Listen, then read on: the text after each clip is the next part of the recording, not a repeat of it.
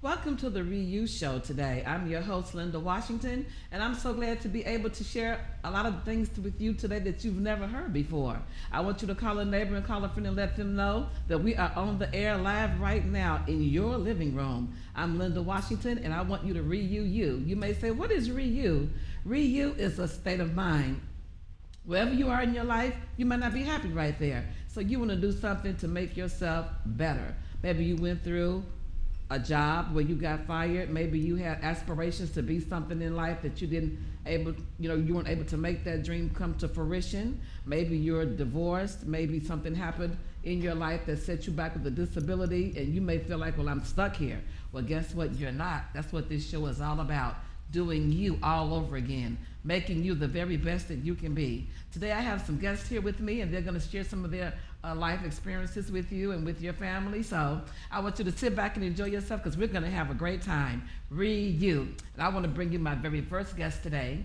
I am so honored to have this young lady here with me. She has literally traveled all over sharing her life testimony, her life experiences, some things that she has gone through. She has a great company. She's a great friend, a great entrepreneur. She's hosted so many events.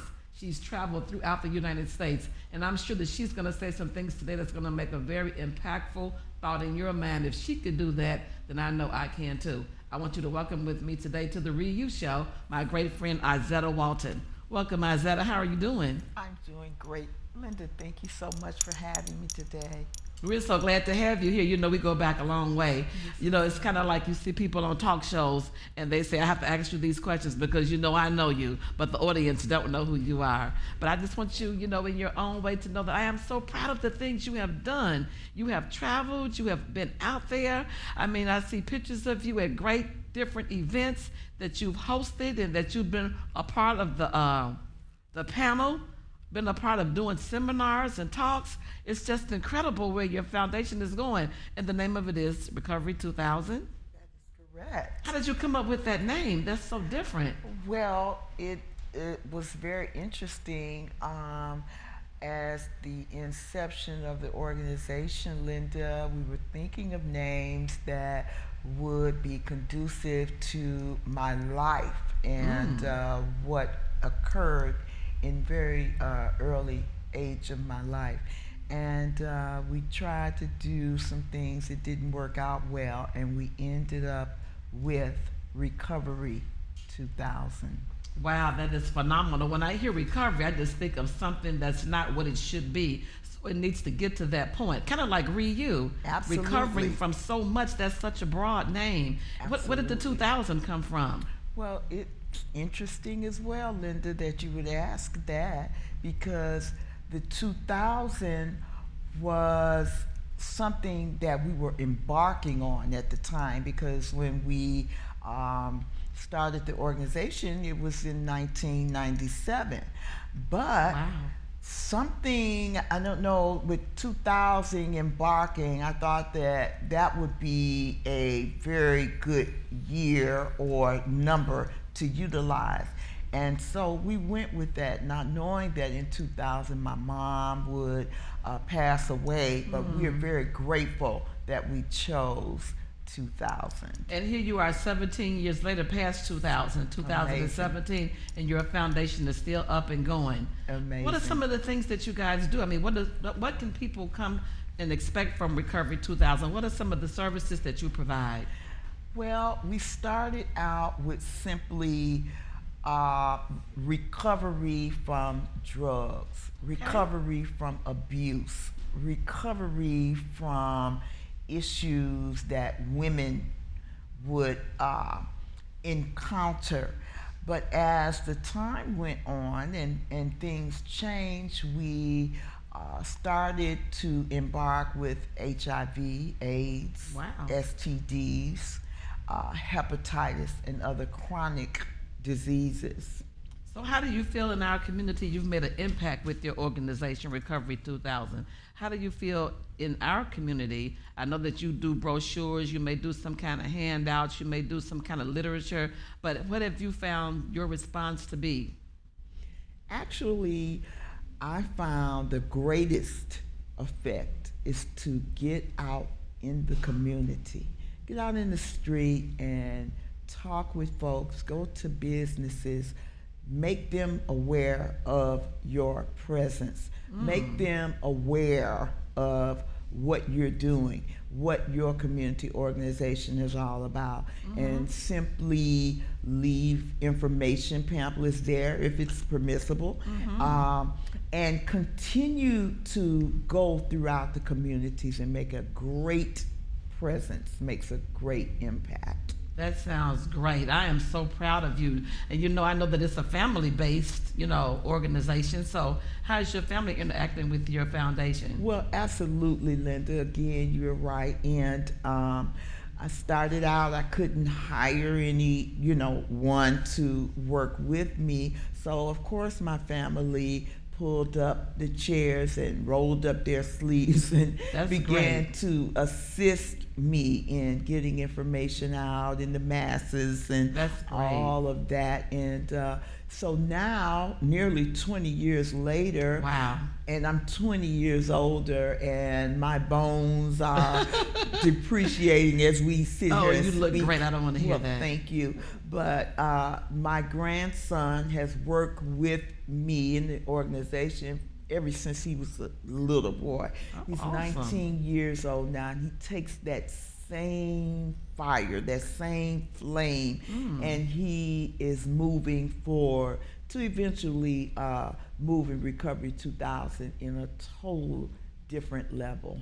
But I have witnessed some of the handouts. I've been to some of your great extravagant events. You've had some different guests there that have shared their testimony and their life experiences, and you're just doing an incredible thing. And I think the community is blessed to have you and your foundation working so feverishly to bring haircuts and to bring book bags. And I heard you talk about the great aspect part of it where you even do the HIV testing. And to just flip the script, I know that there has to be some times when you may test and it may not be positive per se. It may be, something that you have to really make them aware of what's happening. How do you handle that? I mean, do you have counselors there? I mean, what do you do? Well, I am certified counselor as well, but my staff are certified, and we are professionals, and we have to be able to assist individuals when they are on the spot positive in their test.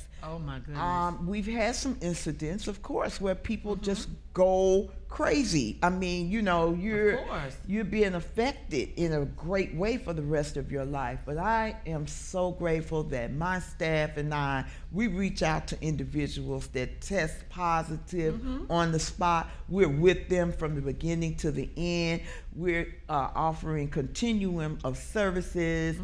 We connect them. We're with them. We pray for them, and we go to the hospital with them to their appointments and make sure that they're taking their medicine, meet with their physicians, and we go beyond the call of duty. We really do. That's awesome. Yes, Lynda, and I'm so grateful that we have that ambition to be able to do that. I lost my brother over 20-some years ago to HIV as a result of dying from AIDS, and so your passion is real. Yes, it is. Your passion is real.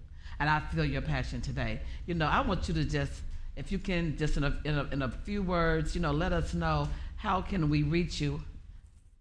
Let the audience know how they can reach you, how they can get in contact with you, maybe to come on board and do some volunteering. There are so many organizations that like to collaborate with other organizations, some smaller organizations that may not be as big as you, some that may be bigger than you, that want to collaborate with you and maybe do something in the future. How can people reach you? How can they get in contact with you to tap into what you're doing that's already great, but how can they assist? You're exactly right again, Lynda, and we may be reached at Recovery 2000, area code 773-633-2105. Our email address is recovery2000@comcast.net. Our website, www.recovery2000.co. Again, recovery2000.co.com. All right. Well, you know what? You've given us some great inspiration today, and that's what ReU is all about. ReU, redoing you, doing something for the community, doing something with your life that's going to make your passion come to fruition. Because, oftentimes you sit back and you think, well, I'm too old, or I'm too young, or I don't have the right amount of money, I don't have the right contact, I don't know the right people to make these things happen. But we're all a village, and us working together will make your dreams come true. You need to you. I want you to stay with us if you can. I know you're busy, your calendar, I talk with your people trying to get you here and juggle things around. But if you could stay with us throughout, because I'm going to ask both of my guests some questions at the end, because we have another guest that's here today. And we're going to be having these shows, and we're going to have people come from all over. We shot a show where we had a young man that's been traveling, that's been doing impressions of Michael Jackson. People saw him. He's been getting phone calls ever since that day. Only 9 years old, Willie the Entertainer. So you never know who you're going to see on the Reuse show. So you definitely, when you see the opening, you want to call your friends and your neighbors and get in front of that television, because we're going to have someone that's going to say something that's going to impart something into your life that you need to know. We have another guest here today that has flown in from out of town, all the way from New York, and he's here. He's an author. He's a fitness trainer. He has had his own gym. He has co-owned in multiple entrepreneurships in the East Coast, out on the East Coast, and I want him to come and just to let you know in his own way, some things that you can do if you are interested in doing some of the things that he's done in his past. And we're just glad to welcome him to our Reuse show today, none other than entrepreneur David Santiago. How are you? I'm great. Thank you for having me. Welcome. My pleasure. Yes, absolutely. We met really just interacting and networking, and I met you and heard about you and heard about some of your books and things that you're doing, because I'm a new author. I'm reaching out all the time trying to find out, what do I need to do? What am I doing wrong? What am I doing right?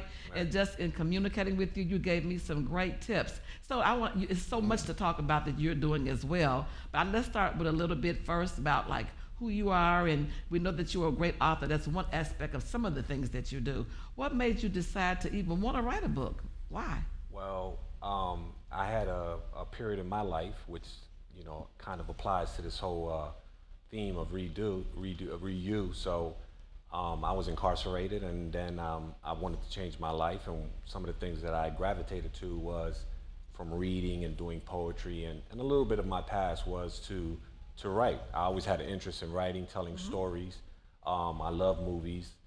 There's a lot of different aspects of movies and TV shows that I enjoyed, and as I sat in there and contemplated my life, I took a stab at it. First starting with poetry, spoken word. Great. Gravitated to actually putting together my own stories, and even at one point just learning how to do screenplays.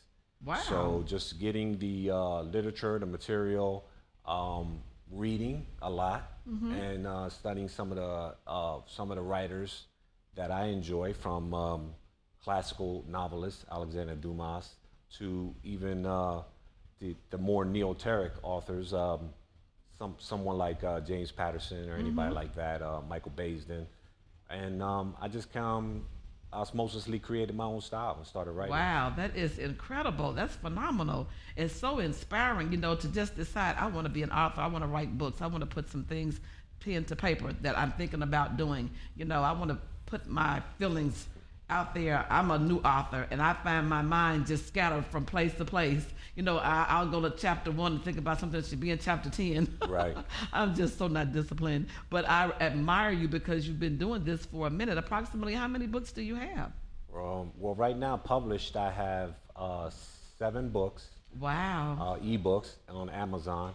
I actually published only one into a book form, and I've written 3 screenplays, and I actually have 1 screenplay still on in the I guess you could say on the shelf with Showtime. That is great. So yeah. And it just shows you can do anything you want to do. Absolutely. No one can hold you back but yourself. You have absolutely no reason to be anything that you want to be. And this is the world of great technology. So how do you find technology playing a major part in writing books today? It's not like you have to literally get a pad and pen and write like you used to do. We have computers, we have iPads. How is that more convenient for an author that would want to write? Well, yeah, I mean, if you grow up with that technology, it is pretty easy to utilize it. But of course, I'm a a child of the 70s and 80s. So for me, we just had the word processors, and then of course, while being incarcerated, we didn't have access to all those things.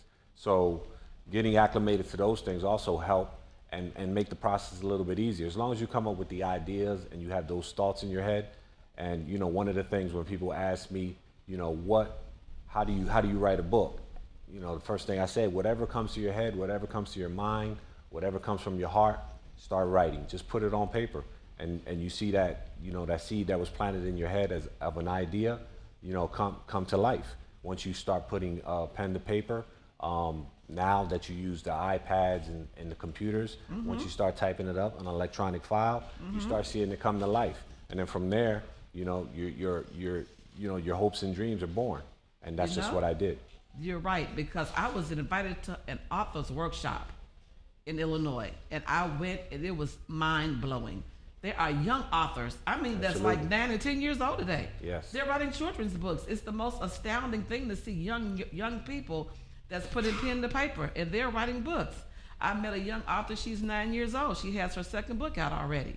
And I have people that have heard that I'm writing a book. I'm writing a book entitled He'll Turn Your Tears to Diamonds. It's a sequel to the play that we did. Ironically, Iscetta was in that play that we did. Right. And I just tell people all the time, I don't know what to tell you, but to just talk to someone who's done it for a minute. So you've been out there, you've been doing it for a minute. So do you have a copy with you? Can you show us what, one of your books? I know you have so many. Yeah, I just absolutely. asked you, could you bring one along? What do you have with you today? The tangible book that I do have is Plastic Sisters.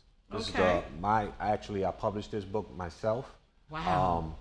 After I was published before this, but after I, was released, I just took it into my hands, control, and published it myself.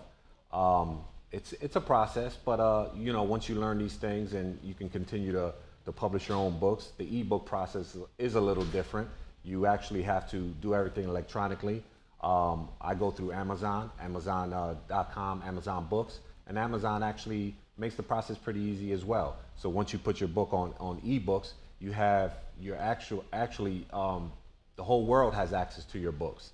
That's so incredible. Yeah, from there I did. I actually got into the screenplay writing and those things, and that's a little bit different, but that's how I put this book together, and from there on, the ebooks just grew. That is astonishing, And how do you go about thinking, okay, Plastic Sisters, to me, that sounds like someone having plastic surgery. Is that anything like what the book is like? Because I did read some of it before we came out. I read some of the book. Actually, yes. Plastic Sisters. Yes, it is. Why not Plastic Brothers? Why are you picking on the women? No, because I'm teasing. Yeah, actually, the idea came from reading a lot of material on how just the community was changing and accepting, changing yourself. Plastic surgery? Plastic surgery. I'm into fitness. I'm into, reconstructing the body naturally, eating right, doing those things. So it kind of went hand in hand with me. So, understanding what men and women go through, because, we may not, prescribe, automatically to plastic surgery like women do. Right. Although that is changing, there's ways that we so-called shortcuts, maybe steroid use or whatever, but, and the women, their shortcut sometimes is going under the knife. So just the phenomenon changing in our communities of women, in the Hispanic and the African American communities, also taking these chances with, changing their lives this way. It was new, and I wanted to bring a story to life, revealing 3 women and how it affected not just them physically, but also affects their whole community and their life and their family life. That is phenomenal. You talk about plastic surgery, and sometimes as women feel, I need to change this, I need to change that about me. So then we go to the fitness part that you do, and you're just so great at that. You have personal clients. I don't want you to say their names, Got to keep that confidentiality, but you are, a trainer, and you go and you have clients that you train to do different things to their bodies. It's so hard to change your diet when you want that bag of chips and you want that donut, and you driving past and you see eateries, you're like, ooh, I want that. Is it really a hard thing with the diet? Because I've heard some people on television say, take this, you can eat whatever you want to eat. What do you think about that? Can you really eat anything you want to eat and yet get in shape since you're a trainer? Well, there's in the community of fitness, there's an ongoing battle between which one is paramount. Is it the actual exercises or the nutrition? So depending on who you talk to, I lean more to the exercise, which would allow you to not eat anything. You shouldn't think that way, but you can indulge a little bit more if you work harder inside the gym or on the fitness side. But as far as those things as well, I also authored a vegan book, which is a way that I chose to change my nutrition, and I also authored a fitness book. Wow. So I combine my passions together to create, information and a guidance for people who are looking for that in nutrition and fitness, as well as, I do also write fictional stories. So you are a person that's a vegan? A vegan. How do you interact with everybody when you're going out afterwards? You have your book, you have your clients, and they're like, let's go out to, I won't call no particular eatery, and they go out. I mean, do you find it easy on the menu to always find something that you can eat? It's not too difficult. I think people think it is. Seems like it would be incredibly hard for me. Yeah, it's not really that difficult. We all know that growing up, a lot of things is, if you want to know, you seek out the information, right, and it's there. So we're so used to eating or doing certain things that we don't know the other side. So sometimes it's just doing your research. If you're really interested in it, you're going to do that research, and you're going to find out what are the alternatives. And there's a multitude of alternatives. Wow. Yeah. I know some people that I've heard that they only do the turkey. They won't do any pork anymore. They just do turkey bacon, turkey bologna. And I'm just like, wow, I just love eating everything that I want to eat. I have to just become a more disciplined person with that. I may actually try that one day, but I don't see it in my near future being a vegan. Oh, wow.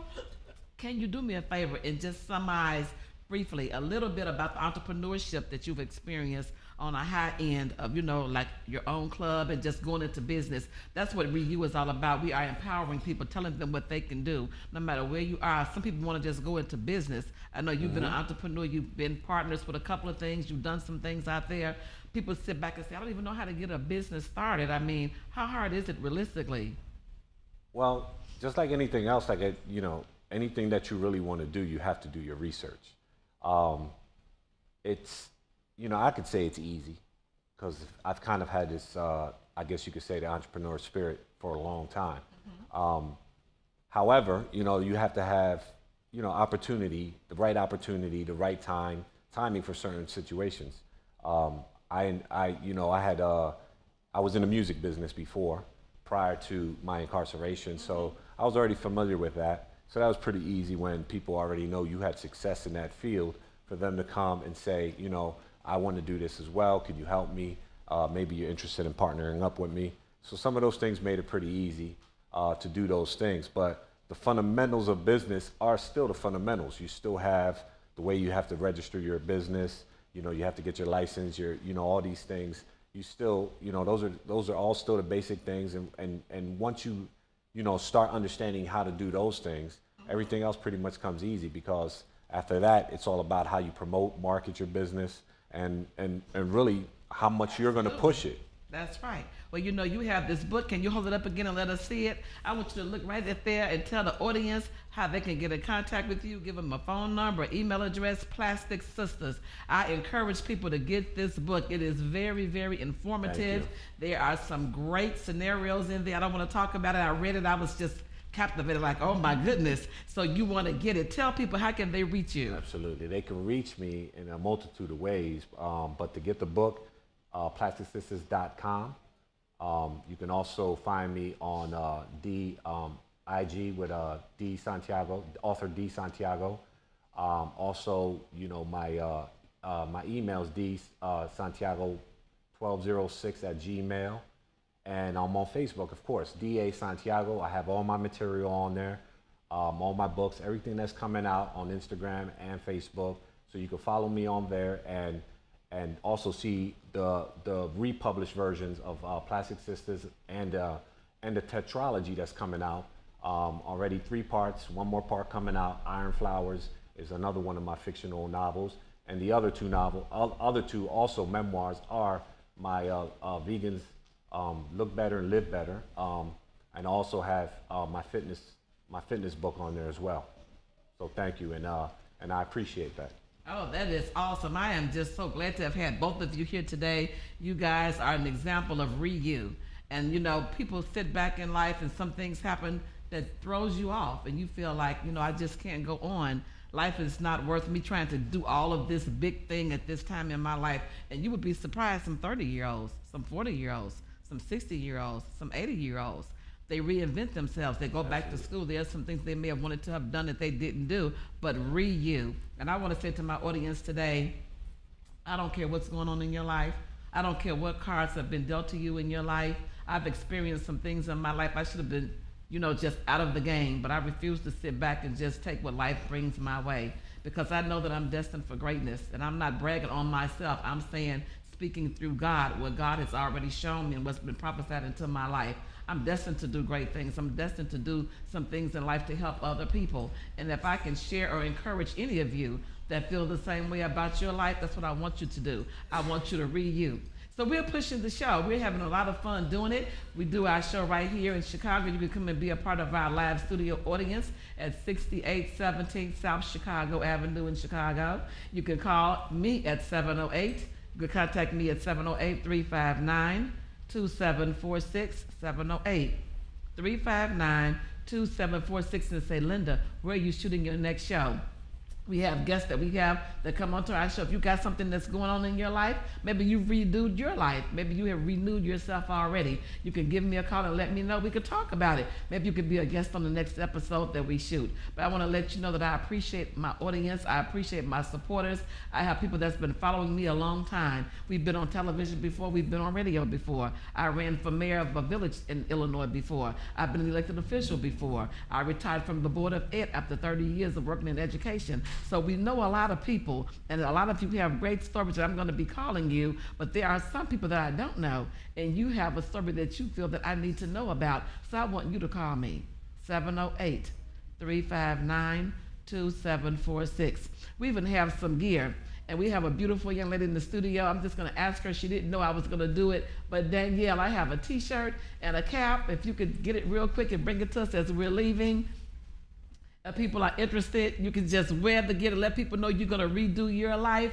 We are so proud of the gear that we have. This is our t-shirt, You, and it has my picture on it. And this is the cap that we have, You, and it has my picture on it. So we are so excited about what we are promoting. And as you are in the mall and as you're in the store, you can let people know, hey, I'm not going to stay where I am. I had some stuff happen to me and it wasn't cool, but guess what? I took a step back, I exhaled, and I'm still going to move my life forward in a positive way. And if that's you, I'm talking to you today. I want to thank my guest, Iscetta Walton. Give them that number one more time. 773-633-2105. And David Santiago, give them that number one more time. Okay, well, you can reach me at Santiago1206 at Gmail, and DA Santiago on Facebook, and author D Santiago Instagram. Yes, so you know that we are going to be back here soon, so you better stay close by. You. Thanks.